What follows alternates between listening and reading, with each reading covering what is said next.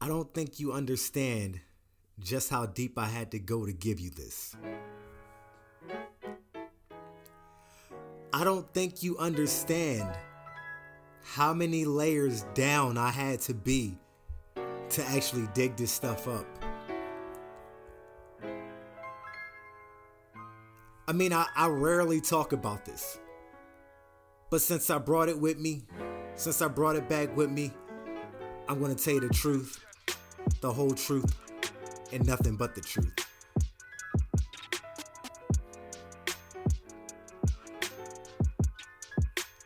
So,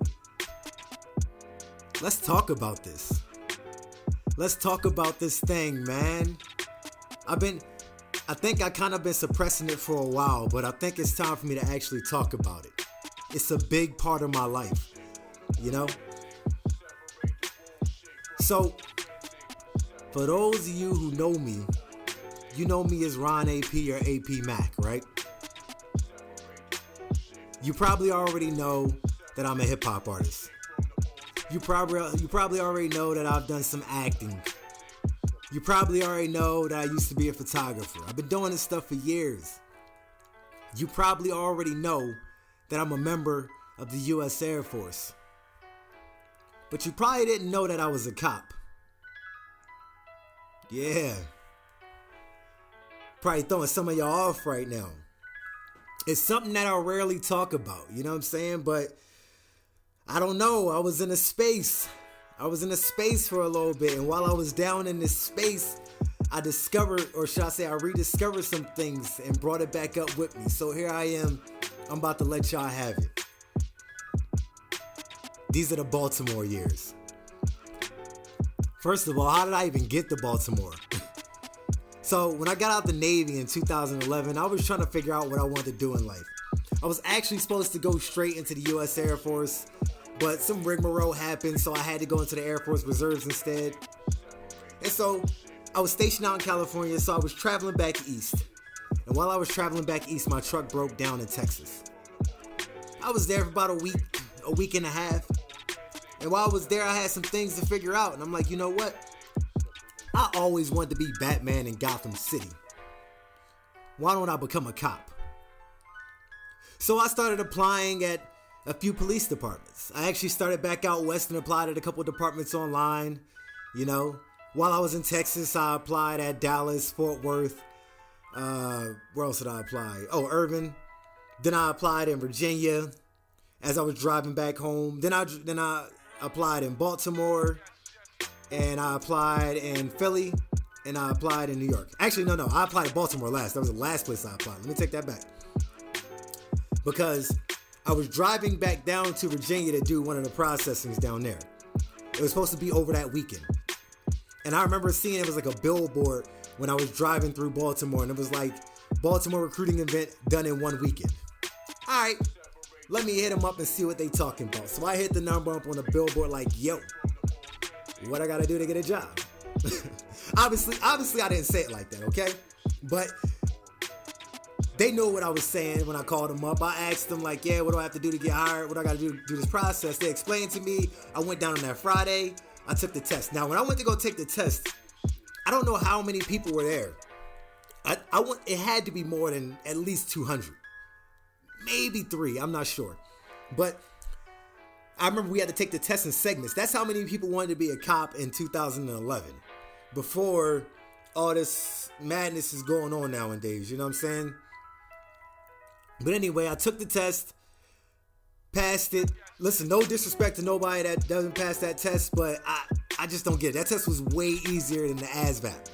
But took the test, passed it. They said they had to cancel the recruiting thing for the rest of the weekend because something happened, not sure. Then I came back the next week, right? Took the PT stuff, then came back the week after that, and I took the psych eval, right?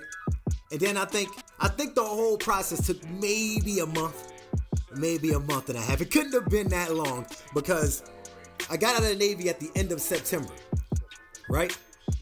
And let me see, I got hired around, they were going to hire me around like December-ish, but didn't hire me until January because I had some issues with my grandparents, and I like kind of went down to Maryland and started living out of my truck for a little bit.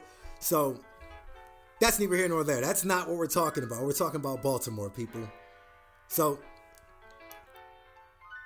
I get into the academy. We start the academy, class 1201.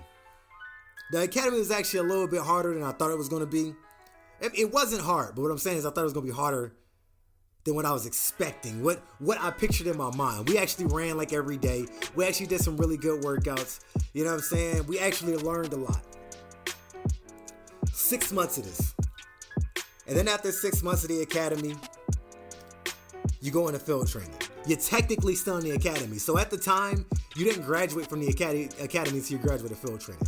Now I remember we finished our, our in-house academy session on a Friday. And the field training coordinators came in and told everybody where they were going. And they read off Davis, Ford, Sherman, going to the Northern. And when I heard that, I'm like, yes, going to the Northern, cool. Now, the reason why I said yes is because I didn't realize that North Baltimore was still Baltimore. I didn't realize just because I was going to the Northern District, I wasn't still going to be in, you know what I'm saying? I thought I was going to be like getting it cushed on field training. I thought I was going to be like, yeah, I got this, we good.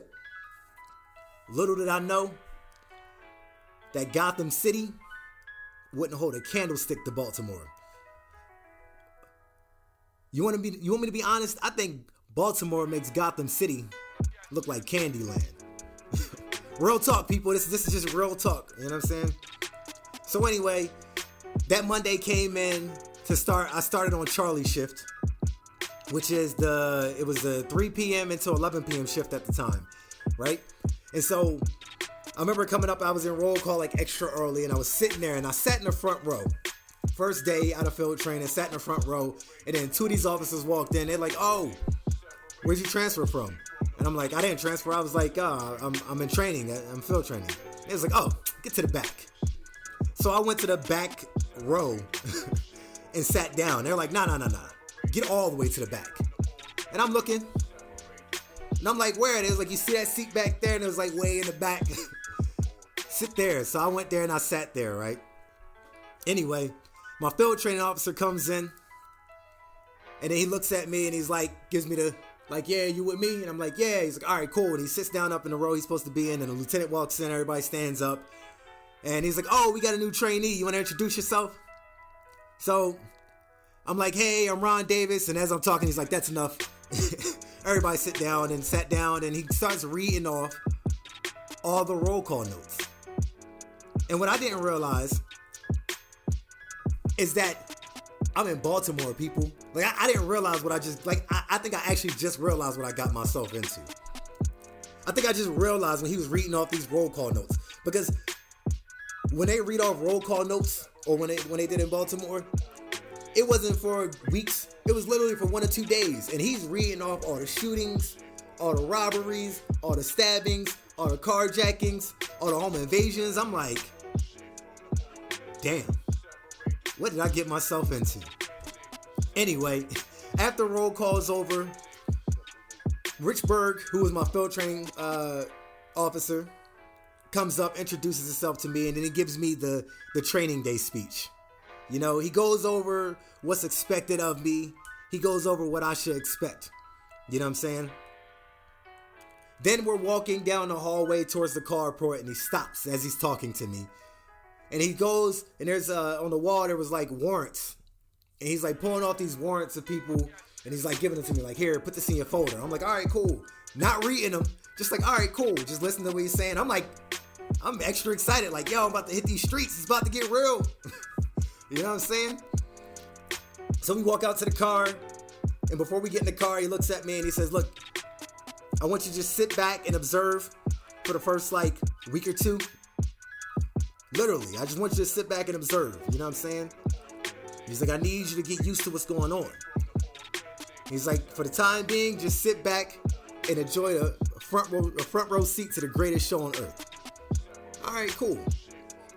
Now let me tell you something. Before I go into our adventures with me and Richburg, let me tell you, when people first found out who my field training officer was, they were like, "Oh, you got Richburg?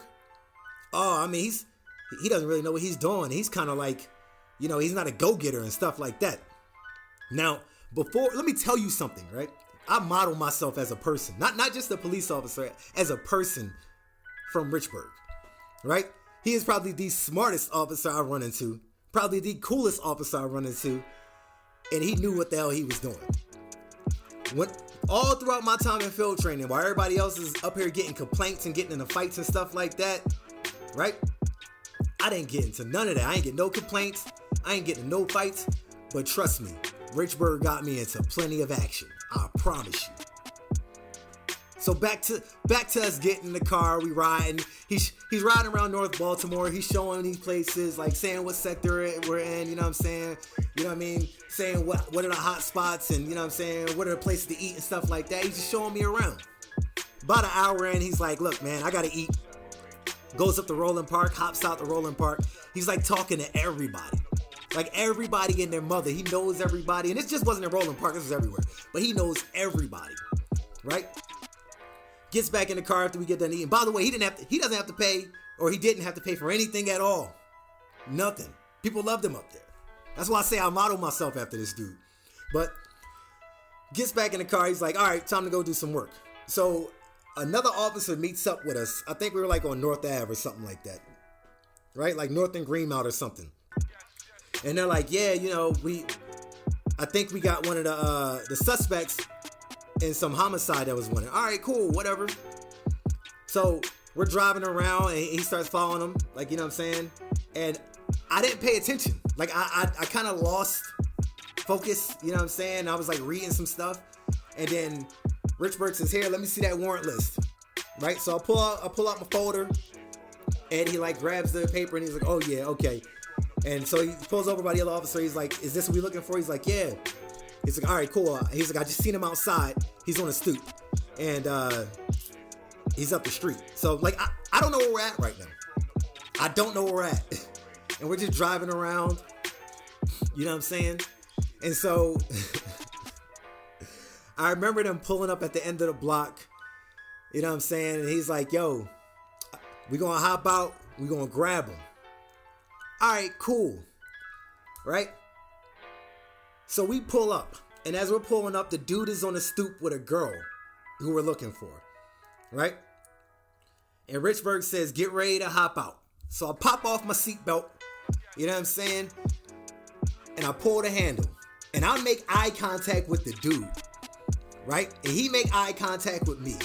And I look over at Richburg, and Richburg gave me the nod. Now, I popped the handle, opened the door, and dude took off running. And now we off to the races. Now, I don't know where I'm at. And I remember this was like a movie scene because we're running through traffic. Cars are stopping. Skirt! We like jumping over the hood of cars and whatnot. It's crazy. We were running for about like, I want to say 6, maybe 7 blocks until we came into this high-rise apartment complex. Right? I think it was probably like the 28th Street Towers or 25th. I can't remember what it was called. But we run up in there and like there's nobody else with me now. It's just me and the dude running, right? He goes up to the 5th floor, I follow him, and as he gets onto the 5th floor, he breaks out onto the elevator, and like, as I'm catching up to him, the elevator closes, right? Bing! So I sit there, and I'm like, all right, watch the elevator go up to the 10th floor. So I run up 5 flights of steps to the 10th floor. I'm like, I'm going to be smart. I'm not going to take the elevator so I can be in a fatal funnel, right? Get up to the 10th floor. Now my tunnel vision that I was in is dissipating a little bit. And the whole time I realized, I'm like, oh shoot, I didn't go on radio the whole time. So I get on the radio, right? And I'm like, yeah, 521.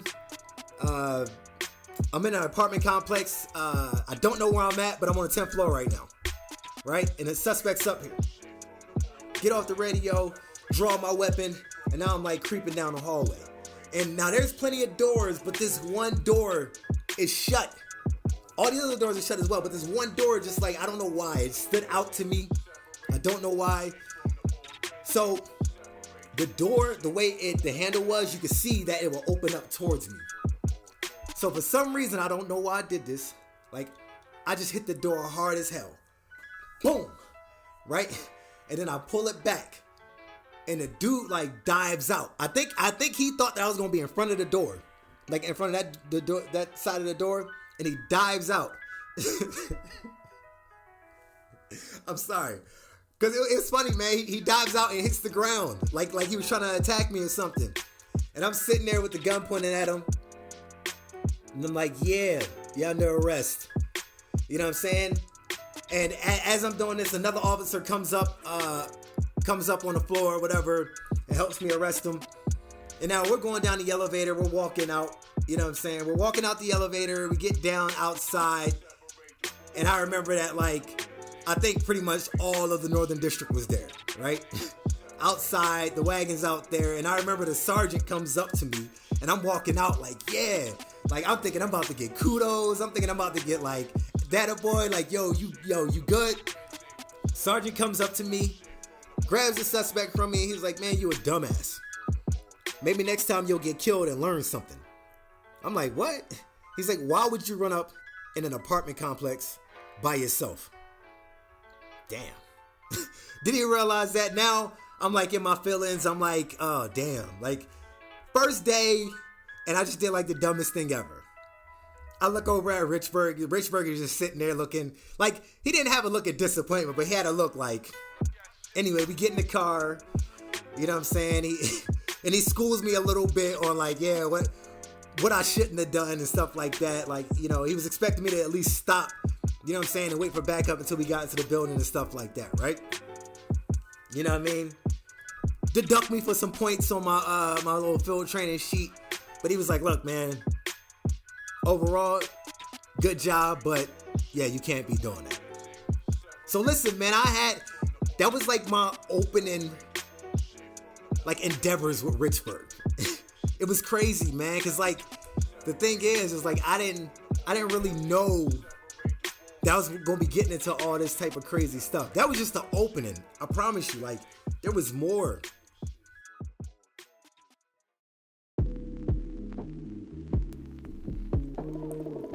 Now look, it's day 2 of field training. Like, I don't think I was gonna get off that easy in field training. But I also didn't think I was gonna get into this much this soon, right? So day 2 comes up, you know what I'm saying? I hop in the car, Richburg again, you know what I'm saying? And one of the first calls that we get out of the gate is check the welfare. And I think it was up in Roland Park, right? Now we get up there, Richburg's driving, he stops, we get to the house, big, beautiful, gorgeous house. I'm talking about these huge house in Baltimore, man. Right? We get out the car, we ain't even out the car for 2 seconds. First words out of Richburg's mouth is, oh, he dead. I'm like, how you know that? And like, he's like, you can't see all those flies around the window? You see the mail stacked high. He got lights on and stuff like that. And I'm like, damn. I mean, soon I would be able to, you know, have like senses like that. You know what I'm saying? But so anyway, the 2 other officers roll up, and then the sergeant comes up. He came out to check, I guess, to see how I was going to fare out. So we go and we try to open the doors. Couldn't open none of the doors. We knocked on the door, rang the doorbell, nothing, right? So then we called the fire department so they could do a forced entry. So the fire department comes out and they go to break the first lock on the door.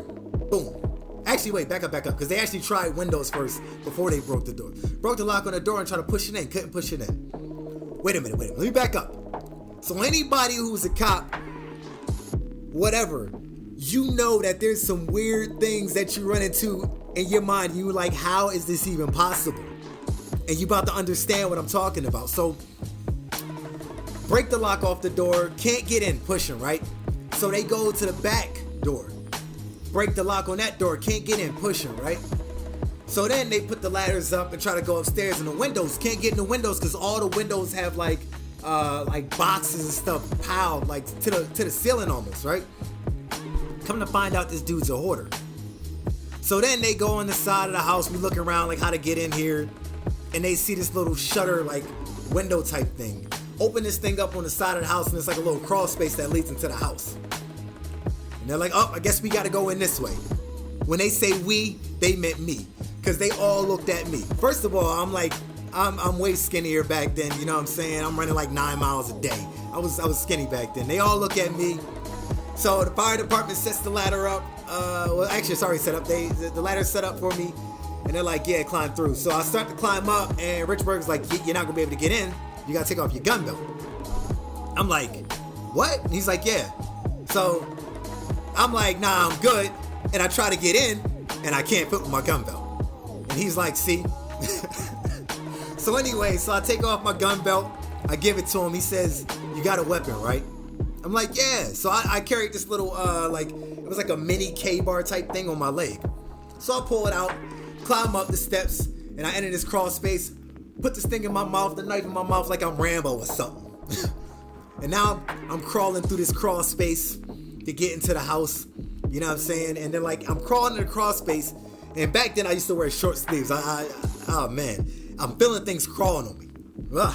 I'm feeling things crawling on me. It's crazy, right?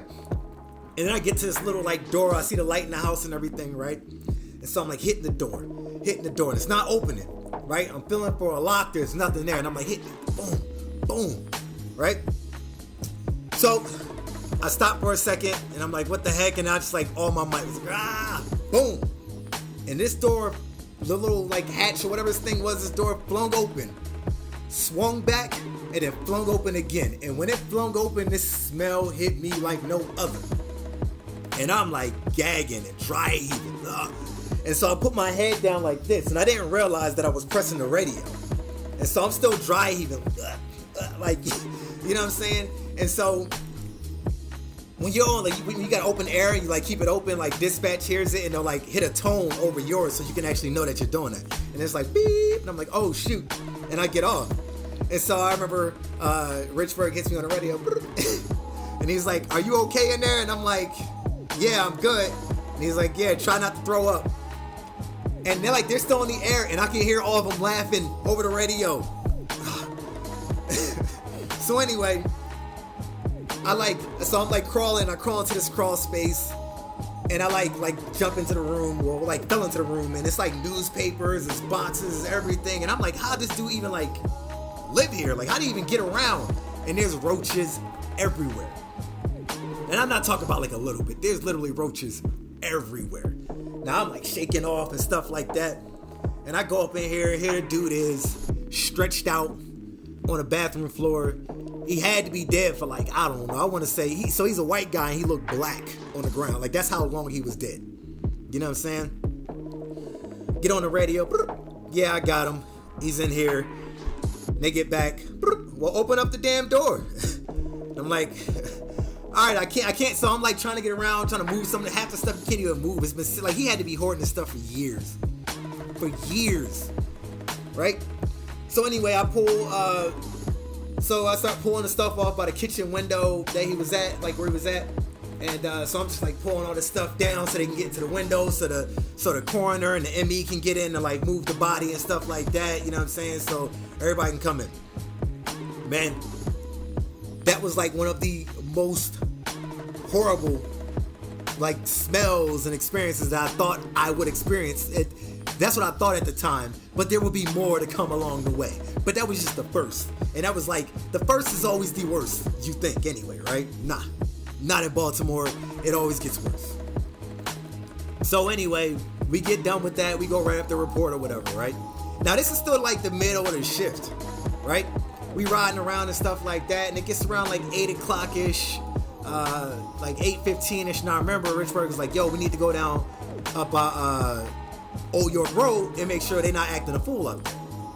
So we drive, we go down up the Old York Road, and we're driving, oh man, what was that, like it might have been like the 4100 block, maybe the 4200 block. I might be too high up. I'm trying to remember exactly where we were at, right? And we're driving, and you know, it's kind of cool, but it's not. But the windows are down, and then I heard like pop, pop, pop, pop, pop, pop, and I'm like, I look at Richburg, and I was like, yo, is that gunshots? He's like, yeah. Gets on the radio. He was like, yeah, 521. We heard shots fired. We're en route, right? Comes around the corner, right? Now it's like kind of dark. Well, actually, it's dark, and he stops like right at the end of the street a little bit, right? Pops on the spotlight and is looking down the street. And I don't see anything. But he's like, oh, there we go. And he like drives up, and just like stops, gets out the car. Now, people, I've never, first of all, I mean, listen, I grew up in a like the semi-hood, if you want to call it that. I know some people that got killed. I've never seen anybody get killed or anything like that or shot, so this was like very, very new to me. But it wasn't just one person. It wasn't two people. It was three people laid out on the ground. Now, Richburg gets out the car. He starts walking over to the other person. Well, he's actually like moving, right? He's like power walking over there. He walks over. He's like, okay, done. And then so the guy who's like right in front, not too far in front of the car, he's in the gutter, right? Now, he's still alive at the moment. And I walk up to him. And all I remember, first of all, if you don't want to hear in this graphic stuff, you might want to skip ahead for a little bit. So this gets very graphic. So the guy is laid out in the gutter. And I walk up to him. And he has his hand like on his neck or whatever, right? And so like he's just sitting there, and I see like blood squirting through his hands, right? And he's slowly fading. His hands like slip off his neck, and there's like a big hole in his neck. Now, at this point, people, the world changes. Like my whole like sensory perception and everything changes, because like everything slows down. Like I still see Richburg walking. He's like it's sort of like he's distant now. I can hear him on the radio, but all that seems distant now. Everything seems in slow-mo. I hear other police cars coming up. I hear the sirens. You know what I'm saying? Like I still have the other world senses, but this is all I can focus on now, right? And so I remember sitting there, and I'm like kind of standing up, but kind of like kneeling down towards him. And I remember, like, this specifically is like all the sounds that I was hearing just went away, and all I heard was a heartbeat. And I'm assuming it was my heartbeat, I think, but just the sensory was crazy, because like I hear it and it's like boom, boom, boom, boom. And as I'm listening to the heartbeat, like that's why I said I don't know whose it was, because like his blood is still squirting out of his neck, right? And then it starts to slowly, like slower and slower, and then I see this dude expire. Like literally, I saw, I heard, and I felt him leave that body, right? So I was sitting here and I was frozen, like frozen. I don't hear anything else, and in my mind I'm like, yo, Davis, we gotta get up, we gotta get back on the scene, we gotta move, right? But I can't move. I don't know why. I cannot move, right? Then all of a sudden I feel like this force literally like dragged me like back and then pushed me. It was actually another officer. It was I'm not gonna say her name, but it was a female officer at the time. And she pushes me and she's like, what the fuck are you doing? She's like, go grab the crime scene tape, take this off, get everybody out of here, stuff like that. And like as she's doing this, like, you know, the world is now coming back to me, like the regular senses. It's like almost like I'm coming back out of this tunnel, like, oof. Okay, all right, cool. Go back, you know what I'm saying? Like now I'm like, okay, I think I'm good. I think I'm back to it. We handle the scene. We on the scene for a little bit. You know what I'm saying? And I remember, so, because I still remember, like, they told me, they're like, okay, after I put the crime scene tape up, they're like, yeah, try to get some witness statements and stuff like that. And then we go over, and they're like, we go back over waiting for the medics. And the medics grab the bodies, pick them up, cut the clothes off, and drive off, right? And then, so Richburg is my FTO, but he was like, listen, he's like, I think he needs experience with, like, you know, evidence bagging and stuff like that. So they put all these clothes in a paper bag, super bloody clothes and stuff like that, and gave them to me, and took me and had me ride with another officer to go bag this stuff, right? Now, I'm not even gonna lie. This is my very first experience. This is my second day on field training, people. My second day, right? And we're down in ECU, And like I'm pulling up these clothes, and I didn't realize how bad blood can smell.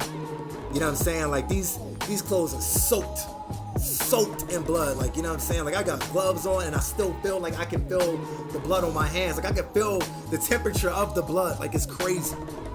Right? We bagged this stuff. Then the officer drives me back down to, well, not back down. He drives me down to the homicide unit. Hooks me back up with Richburg. You know what I'm saying? Richburg's up there typing a report. He's like, yeah, you know, so, you good? And I'm like, yeah, I think I'm good. And so he's like, all right, cool. And so like, he was like, so what did you see when you got there? I thought I was cool. Then I tried to like reiterate back, and I really couldn't. Like I couldn't really say, like, cause it was like, I don't know, like I couldn't describe it again. Like how I'm describing it now at that moment, like it couldn't come out. Like it just couldn't. He's like, all right, man, it's cool. Don't worry about it. Go sit over there. We'll, you know what I'm saying? I'll come get you in a second. So I'm sitting up in homicide, and I remember the girl, the female officer comes over to me, sits down next to me for about like a good minute. Doesn't say anything. She's just standing there. I mean, sitting there next to me for like a minute. Doesn't say anything to me at all. Right? And she's like, you know, this isn't going to be the first time, right? And I'm like, damn. That's all I can say is damn. I'm like, and she's like, yeah. She's like, don't worry about it. She's like, trust me. She's like, you'll get used to it. And lo and behold, and sadly, it is so true. Like that just became like a second thing, a second nature to me. Like, you know what I'm saying? Now this is day 2, people. This is day 2 of field training, right? Now, we coming out. I gotta end this story off with this one. Because this is crazy. This is when I realized. So Richburg had been a cop for almost 35 years before I got there. I don't know if I mentioned that before, but 35 years, you know what I'm saying, before I got there. So he knew some stuff. So we come out. We actually finished up with that scene fairly quick, and it's like 10:30-ish, 10:45-ish, and then the tone comes out for like a jumper on the 28th Street Bridge or something like that. I remember. And Richburg was like, man, and it was like, if you got the person's name, as they gets on the radio, it's like, hey, do you know the name or the jumper or anything like that? And it's like, they said the name out, and Richburg's like, don't worry about it, I'll handle this. And I'm looking like, yo, the shift is almost over, and he's about to go deal with this. So we drive up to the bridge, we get out the car, right? He's like, look. He looks at the dude looks at him. The dude's on a bridge, like he's on a bridge and he's sitting there like hanging on to the like the little suspension thing. And he's like, he says to Richburg, he says, don't come any closer, I'll jump. Richburg says, okay, that's fine. And so he walks like to the middle of the bridge and he goes over and he looks over the bridge, looks over the side of it, right? And he says out loud, he says, damn, that's a long way down. And then he looks at his watch and he says, you know, if you jump now, I'm going to get overtime and I might be able to afford these Oreo tickets, right? And in my mind, I'm like, yo, did he really just say this? This is crazy, right? So the guy's like, get away from me. Richburg's like, all right, cool. Looks at me and he's like, let's go. And I'm like, what? He's like, let's go. Get in the car. And he drives off. Now, normally he drives off and it's just like, he'll just drive off smoothly. But this time, I don't know why, he emphasized and pressed the gas like super hard. And pulls off. And in my mind, I'm like, oh shit. Yo, like, what? Did he really just do this? And he's like, man, he don't want nothing. And I'm like, oh shoot. I'm like, man, I'm about to be fired on the first day or the second day. I'm like, this is crazy. Lo and behold, I look in the rearview mirror while we're driving off, and this guy is running behind the car. And he's like, wait, I just need some attention. I just wanted to talk. Oh man, and I still remember, because he's driving. And he's driving, his straight face and all, just so cool. And he's like, see, I told you he ain't want none. He'll be back out on that block tomorrow, and drives off. Now Now look, people, lo and behold, the next day, we come into work and that man is there on that block, just chilling like ain't nothing happened. Now that's what I say, he knew people. He knew everything about a person. He'd been dealing with these people so long, he knew who to take serious and who not to take serious, which was crazy. Now I know some of you are like, well, what if you would have actually jumped and stuff like that? Yeah, what if, okay? The point being is like, look, I don't think there's been a time that I've been around him where he made a misjudgment call. You know what I'm saying? Even if it was people that he knew, you know what I'm saying? Like if he knew they had that little, that moment where they can go over the edge, like, you know what I'm saying? He always knew what to do in the right times, yo, and that was crazy. That was crazy. That was still one of those nights, man. I still remember, man, coming home after that night, and I was like, wow, am I really going to be able to last here? That was a real question in my head. This was just day 2. It was crazy. I'm like in my mind, yo, like, am I really going to be able to last here? Now, don't get me wrong, people. Like, man, listen, like, I left there for a reason. I didn't leave there because of the violence. I didn't leave there because of the gory, horrific stuff that I seen, right? I left there because I just hated working for the department. I hated the people that I worked under, right? And I think I'm gonna give y'all some more of this, man. I think I'm gonna give y'all some more segments of this, man. And you'll understand. Eventually, you'll understand why I left. You know what I'm saying? You'll understand I don't know. I might not go too deep into corruption, but you'll understand. I left for a reason. You know what I'm saying? But like the city of Baltimore, I loved the city of Baltimore, man. I love the people there. You know what I'm saying? I really loved working in the environment there, man. Like, you know what I'm saying? Like, I'm not even playing. Like, there's some days I actually miss it. Like, some days I actually miss it. And I'm like, man, maybe I should go back. And then I just think about the department and I'm like, hell no. No way, not at all. Like, you know what I'm saying? So, can't do it. Not now, man. Not now. You know what I'm saying? Thanks for rocking with me, though. Thanks for joining me on the Ron AP Mack Show. Don't forget to subscribe. Also comment in the section below. You can also check me out on my website at ronapmack.com.